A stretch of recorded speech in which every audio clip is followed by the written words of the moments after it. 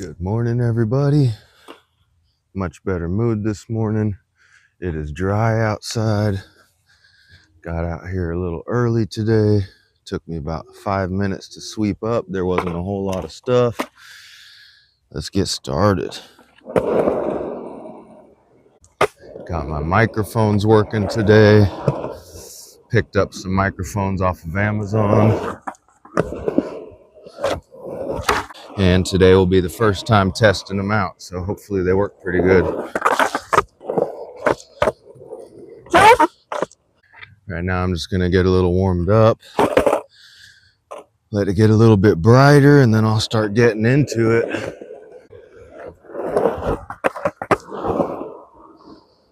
Gotta work on these front side slashers.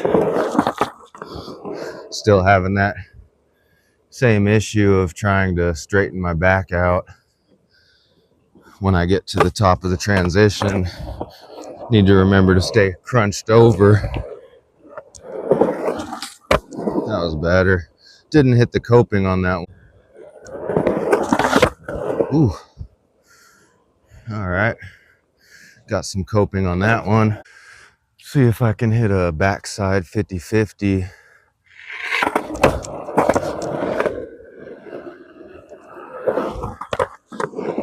Yeah, a little tap and go.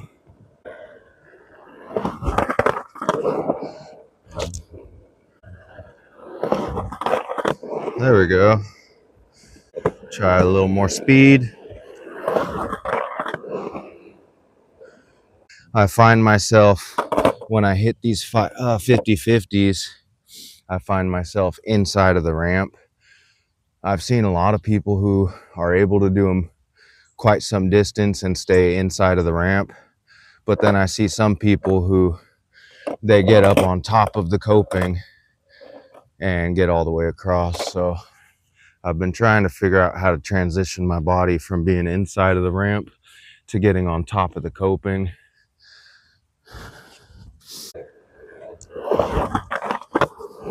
That felt like I stood up a little bit. Wasn't so much inside of the ramp. I don't know. I don't know if there's a huge difference in body placement on the backside versus the front side 50-50s. Maybe it's more natural for the body to get upright on the coping doing front side. It does kind of make more sense to me because you're in this hunched over position and your center of gravity is into the coping, versus when you're coming in backside, you're hunched in this way. Your natural instinct is to stay inside of the ramp. So maybe I just need to get better at front sides.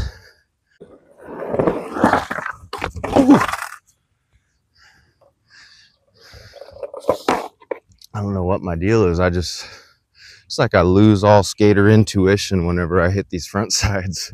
What I'm hoping is that the weather stays decent enough going into the holiday breaks that I can get a daytime session with my wife and my son at a skate park with a bowl.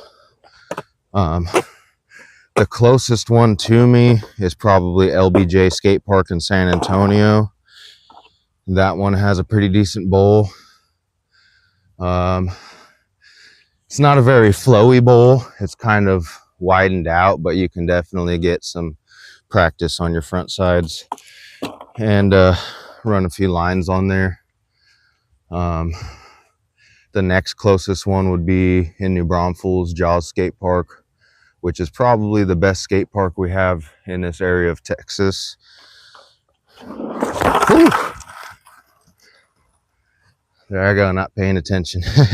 But when you have the moonlight out first thing in the morning, it's pretty bright out here. But with the trees that are around this little bitty skate park, 1 second you could have a clear path, and the next second 5 acorns right in your way.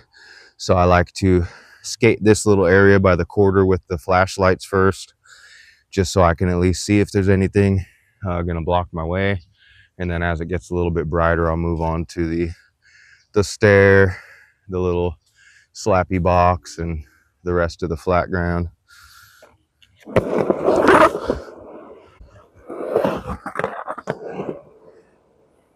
All right, come on front side. Come on front side. Woo. I barely had my front toe on the deck that time coming out of the transition, but I'm gonna look back at the footage. I think I got both trucks on it.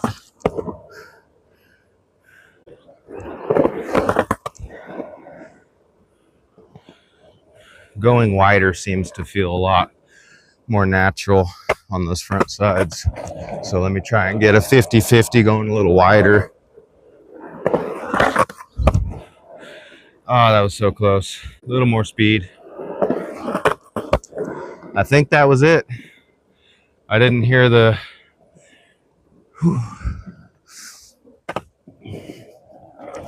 I didn't hear the classic coping shred that I normally hear like that.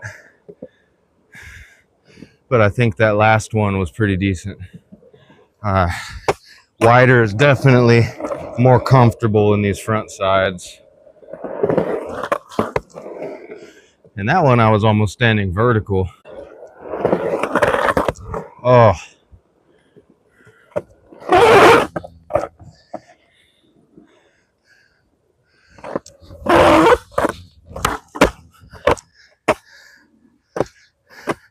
That last front side felt beautiful, honestly. That felt, dare I say, better than backside. Look at this. As I'm talking, I got acorns falling in my way. And it's not just one or two that fall down. It always comes in like 5s and 6s.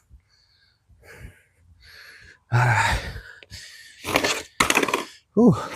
But you know what the deal is. Nothing's set in stone until you do it in threes.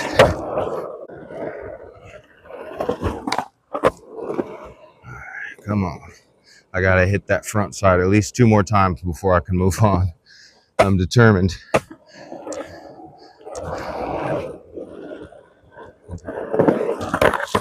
One. Both trucks scraped coping and I came back in the transition smoothly. I'm not gonna count that one though.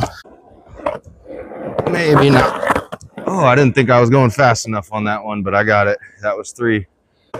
Let's try and hit a rock and roll real quick. Whew.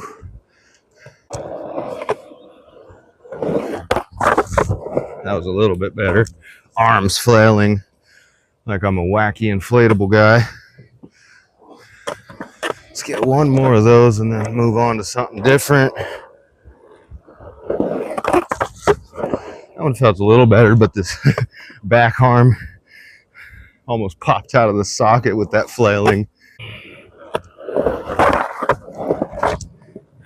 Try to whip it around onto the tail and hit that coping a little bit. Let's try this out. Turn the second light off.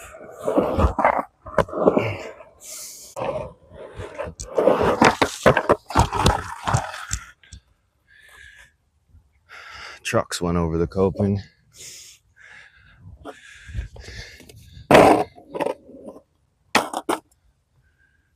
I don't know, maybe I'll just end up doing a backside disaster. See what happens. Trying to hit that tail, but it's not really going my way. Trying to bring y'all some new tricks. I know the videos I've been posting are kind of repetitive, but bear in mind that I haven't skated on a skateboard in probably 10 plus years. And I haven't longboarded in probably about 8 years. So I'm kind of getting back into this. I definitely haven't park skated in over 10 years. Trying to get back into it and learn the basics again. Like I said, as the weather gets a little bit clearer and I have some days off to go during the daytime when it's nice and sunny, I'll hit some different parks, but this is the closest one to my job right now.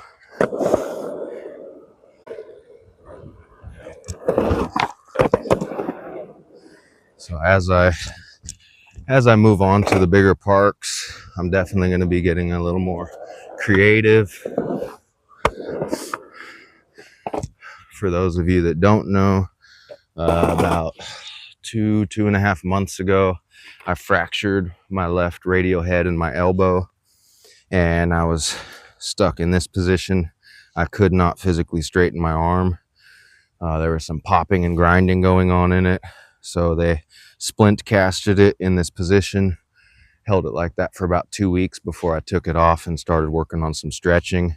I almost have my full range of motion back. I'm not quite with that double jointed elbow pop like on my right side, but as I get through the day and get warmed up, I can definitely get it closer and closer. It doesn't really give me any pain. It's just certain things, certain ways of grabbing things, I get little pressure here and there. But again, as I get into some bigger skate parks and get the basics going a little bit better, I am going to start doing different tricks. So I've only been able to really hit maybe 2 50/50s on this thing. Started off slow. That was not it, guy.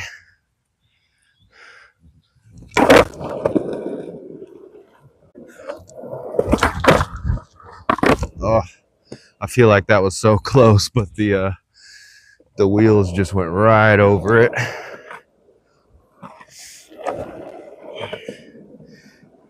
Sometimes you can fool the camera into believing that you did it, but audio never fails. You always want to get that classic shred, classic rail grind. Just that beautiful, clear audio always tells the truth.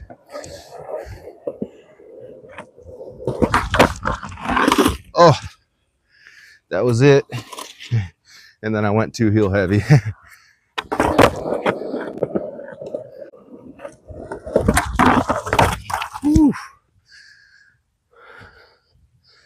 That could have went bad. Oh, I'm so glad it's dry this morning. My spirits were just down after I got here yesterday and it was wet.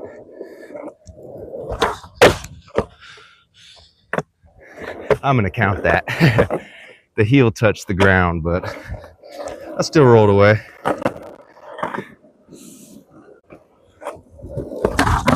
Oh. I feel like I was just riding those two wheels and couldn't set it down. Kind of like a slappy, just throw it at it. Okay. Get out of here, mosquito. It's cold out here. Why are you even here? Humidity.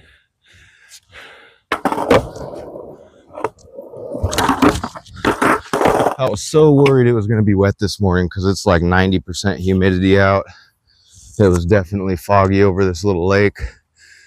So I was definitely worried it was going to be wet.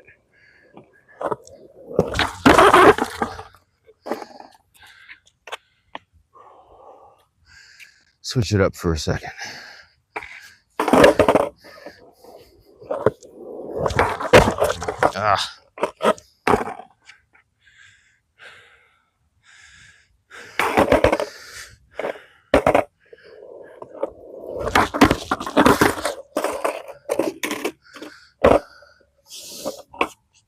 Maybe I'll just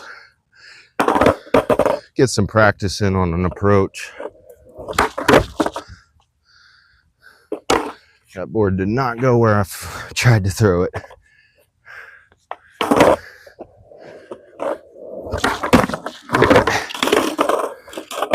That could have been it. Coulda, shoulda, woulda. As my best friend used to say, I would if I could, but I can't, so I won't.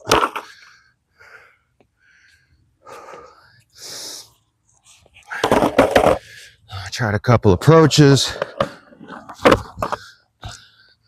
practice a couple of roll-ins to get the feeling of being upright on the angle.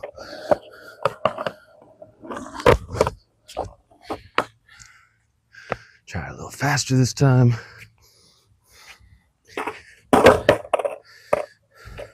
Everything in skateboarding is muscle memory. Whew. I just hit my ankle on that corner and almost went down. You have fractured your leg.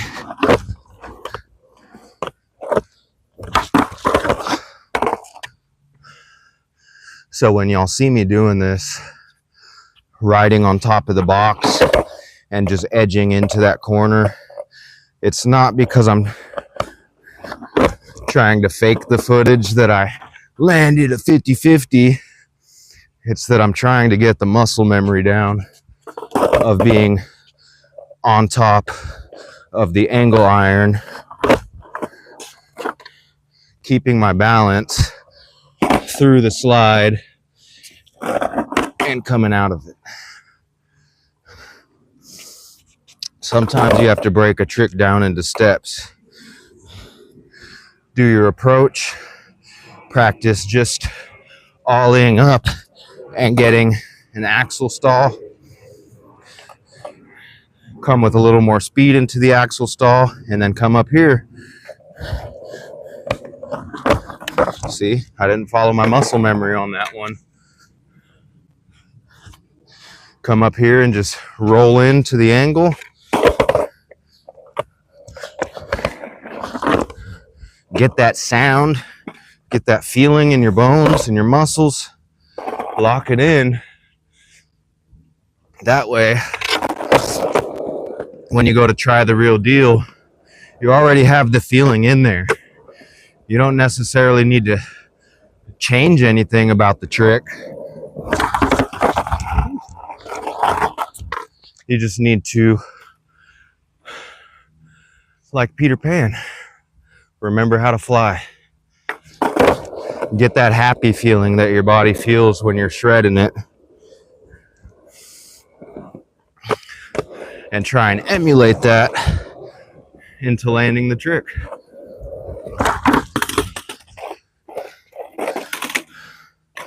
Should have practiced my approach more. But now I'm going to go against my own advice. And I'm just going for it.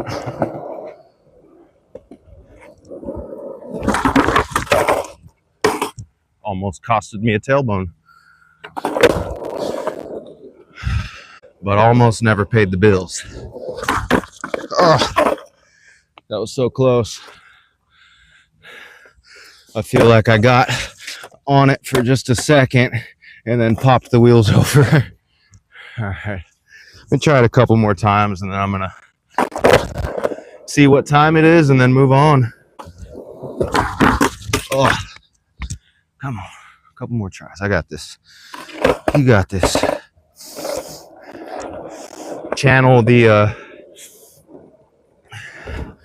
spiritual energy of Jay and Oreo as they cross the finish line into Times Square. Whew. And sometimes just distracting yourself with a different thought while you're doing it is a decent route to take. We are human, and let's face it, sometimes our mind gets in the way. Sometimes it helps to really focus. I'm not going to count that because I did not hit the rail. Sometimes it really helps to focus, and then sometimes you just need a distraction to take away the focus and the fear. All right. It's getting dangerous. Let's not do that.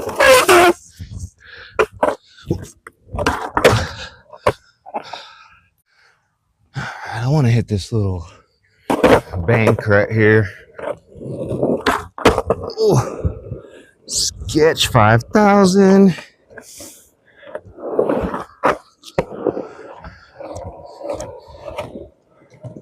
Not fast enough. It's all right.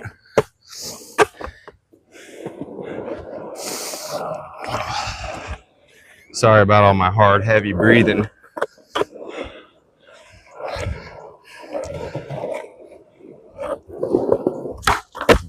Ooh.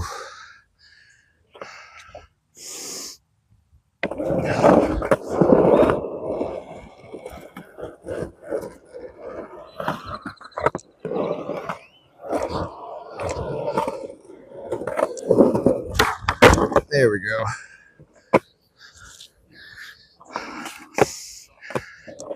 Who wants to see if I can nollie up this thing? I haven't even tried a flat ground nollie this morning.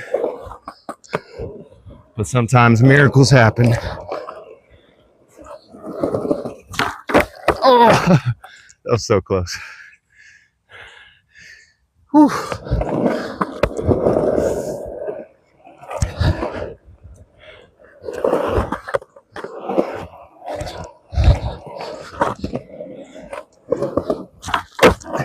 Tiniest nollie, Guinness World Record, up the bank. He cleared 3.5 millimeters. Ooh, I got up on that one. Nice. Oh, terrible foot placing on that one. All right, let me just catch my breath. I think I'll skip on the tacos. It's here in Central South Texas. Nobody makes tacos like us. But I'm broke. Oh, sketch 5,000. Let's do a backside 180. No, not in the cards. Let's try it again. Come on, go all out for this last couple minutes, Yako. 180 the camera. Get that feeling, Peter Pan. Let's fly. Come on, Tink. I need that pixie. Need that pixie dust. Let me fly.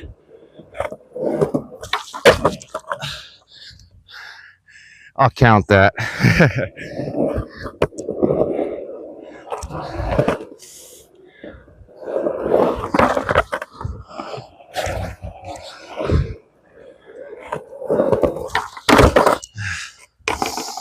Maybe I should slow it down. Whew. I am sweating.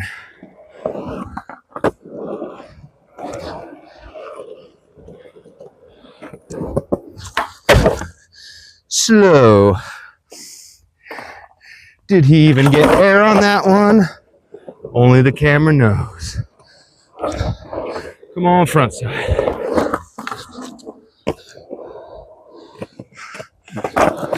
Acorn.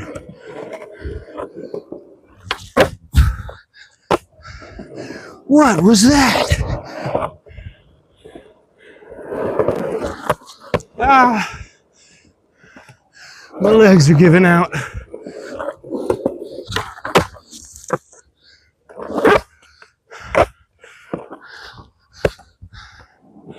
Come on, front side.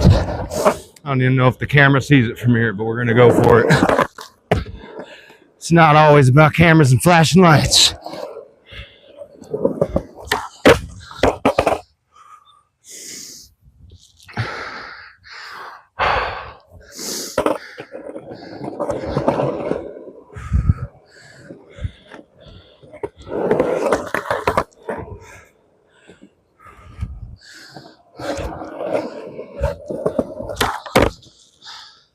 That one felt nice.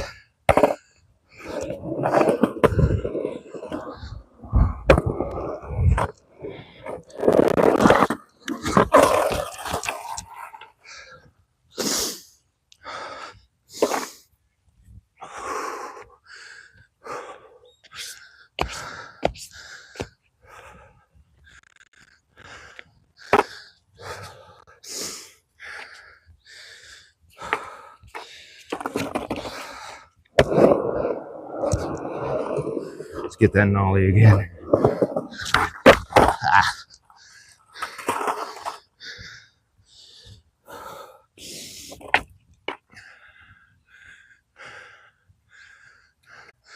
I'm drenched. Acorn check. Leaves are fine. Hit a little firecracker just to warm up these steps. Woo! Slow firecracker.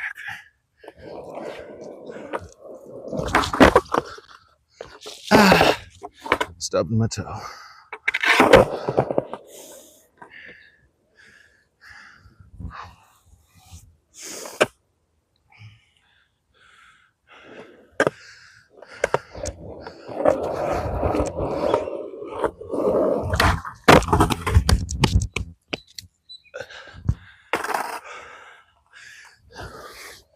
I knew I was going too slow, but sometimes the mentality of just committing anyways makes your next run that much better.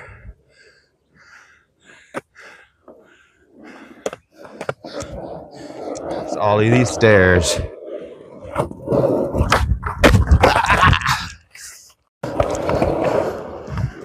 On flat ground.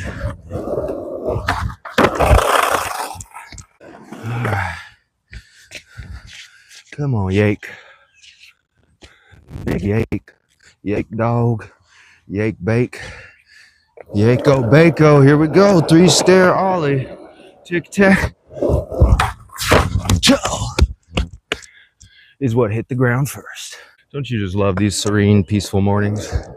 No one out here except your own mentality eating at you. Ah! Ah! You scratched my disc.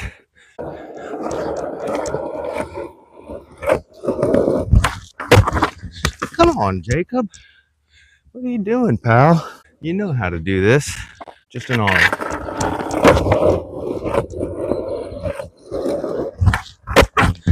Come on, man. That wasn't even an ollie. You just rode off the steps. This isn't a manual over a gap contest. We're going for the gold. Last try, and then I gotta go.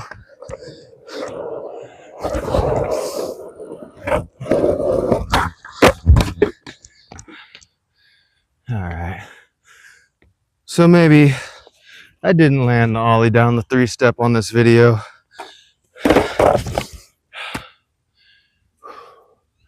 Maybe I didn't land the 50-50 on the small box. Maybe I didn't even do the perfect frontside 50-50 on the little quarter. But I showed up, I put it in, gave it my all, broke a sweat, woke myself up, be ready for work, and my mentality will be positive because instead of working, I'll be watching skate videos. So if anyone is wondering, who's this Dan Corrigan wannabe with the lapel mic? I did get this idea from Dan Corrigan. He's a good skater. I like watching his videos, but I feel like more importantly, I like the mentality that it gives you, because normally when I'm out here, I'm all alone. There's no one else here first thing in the morning. Young kids are getting ready for school and hopping on the bus. Older kids are sleeping in, and some of them are getting ready for work. And then us older kids of the 30+ variety, we're either at work or we're too tired and worn out to do any of this stuff. So when I come here, yeah, it's fun skating, but it's so quiet and there's no one to talk to. There's no one to root you on, tell you did a good job on that last one. There's no one for you to feed off of their energy and watch them do their tricks and try and emulate it in your own style until you're able to further your knowledge and expertise in the skateboarding field. And it kind of blows. It kind of sucks, man. So I got this microphone so I can talk to myself and feel like somebody else is here with me and feel like I can root myself on and cheer myself on. I started skateboarding again for the mental health. Some people told me that at family functions and gatherings that I just look burnt out and dead to the world. And even my mom said it, and it hurt me when she said this, but she told me that I just look like the empty shell of what I used to be. And she's glad I got back into skateboarding at the ripe old age of 32. I'm just kidding. I'm not old. 32 is pretty young. There's guys out there skating way older than this. But my point is, seeing that, hearing that, feeling that, especially from people you love, and hearing them cement it after you've already thought it in your own mind, it really gets to you. And yeah, I realized that years ago I kind of just fell off of it, work, chasing after a woman who would settle me down and fall in love and get married. I thought I had that one, and she called it off, and we decided to part ways, and that really broke my heart. But what it did was led me into a journey to find the woman that I do love, and the woman that I am going to marry later this month, and the woman that I had a child with, and that we're going to have an even larger family together. And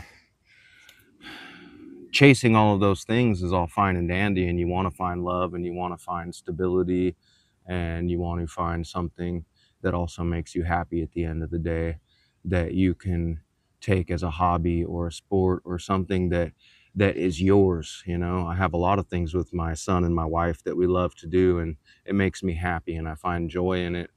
But at the end of the day, you still need your solitude sometimes, and you still need to be with yourself and to have something that you have that you can share with other people other than who's just at home. And don't get me wrong, I love having my son and my wife with me at skate parks and riding around. There's no better fan base, cheerleaders. There's no one better than that to have at your side. But you still got to have your hobby. You still got to have something that you do that brings you joy, that distracts you from the everyday, mundane, day-to-day stuff. You still have to find something you love. And even if it doesn't give me anything other than joy in life, sometimes there's nothing more valuable than that. And I might not become a pro skater ever in my life. I might not ever get a sponsor or make any money or win any contests, or I might not even learn how to backside air, which is one of my dreams, to get air on a vert ramp. But I'm sure as hell going to try. And I'm here now, doing what I love to do. And I'm not going to give it up unless I have to. So probably already late for work. So let's go. Thank you for watching. See y'all another day.